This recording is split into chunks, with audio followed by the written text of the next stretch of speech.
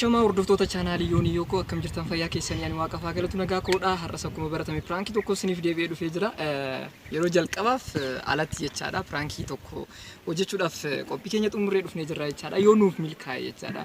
Yaa piraankiin naannoo keenyatti baay'ee baratamaa miti. Kanaafiyyuu yeroo jalqabaatiif alatti pirankii tokko yaadna jechaadha. Piraankiin har'a hojjechuudhaaf yaadne jechaadha. Waalitii fayyadamna. Akkuma qarshii keessa goonee maal waalitii kana yeroo darbinutti shamizii kiyyammoo argitaniirtu akkanan ofirra jiskeef akka waalitii gizeen baasnu jalaa mul'anneef jechaadha. Kanaafiyyuu achi keessa waalitii darbinan fiigaa namni waalitii keenya kana nuu deebisaaf moo nuun deebisu nuu kennamu nuun kennu wanta jedhu wajjin ilaalla jechaadha. Pirankii isinitti tolu jedhee tan abdadha. Hundaafiyyuu warri yeroo jalqabaaf gara chaanaala kana dhuftan Yoonaasin jedhama. Chaanaala kana subscribe gochuudhaan maatii keenyatti dabalamaa. Sana malee viidiyoo keenya share gochuu laayikii tuquu yaadaf qeeqee qabaatan immoo koomentii jala nu kaa'uu keessan irraanfatina jechuun barbaada. Garuma piraankicha irratti bum.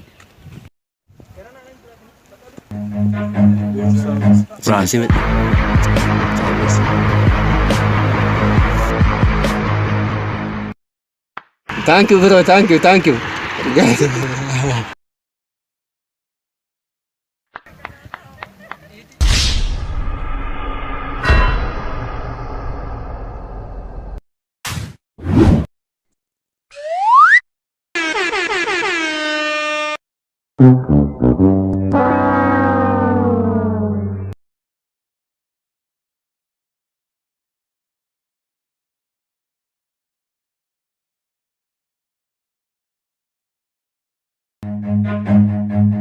Run.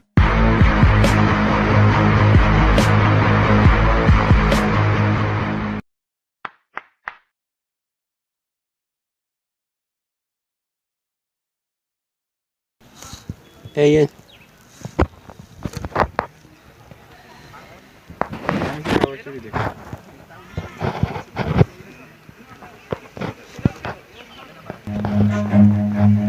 Run.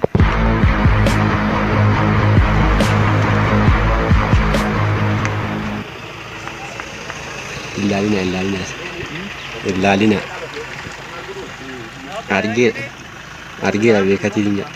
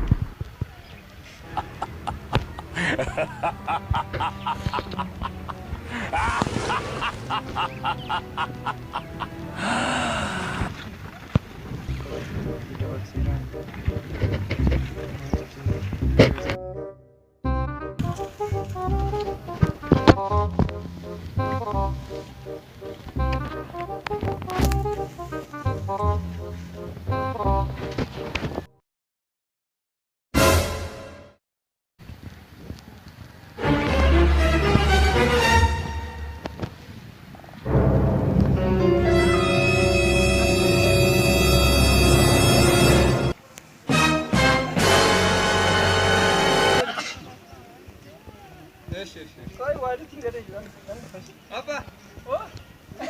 Kenapa banyak orang jerat? Akan ini. Enggak tahu.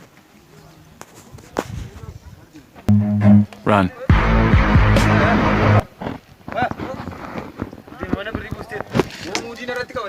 Thank you bro.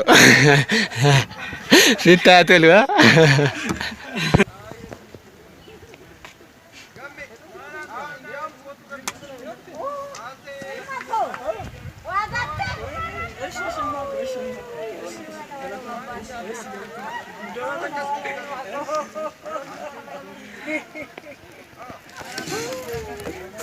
Berikan saja silat.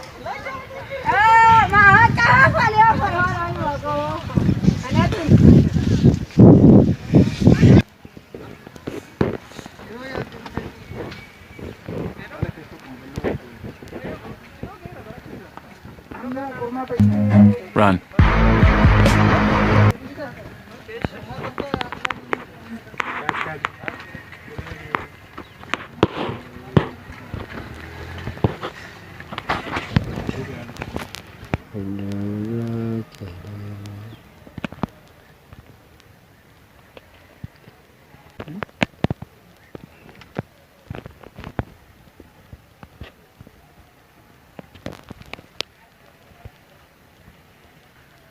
Ay achinya ande intaiti na agartera.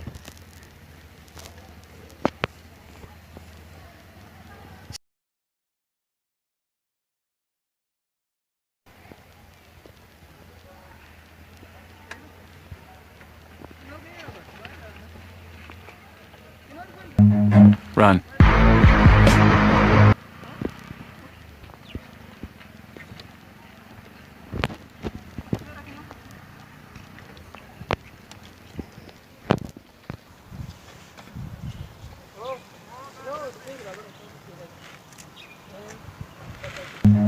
Run.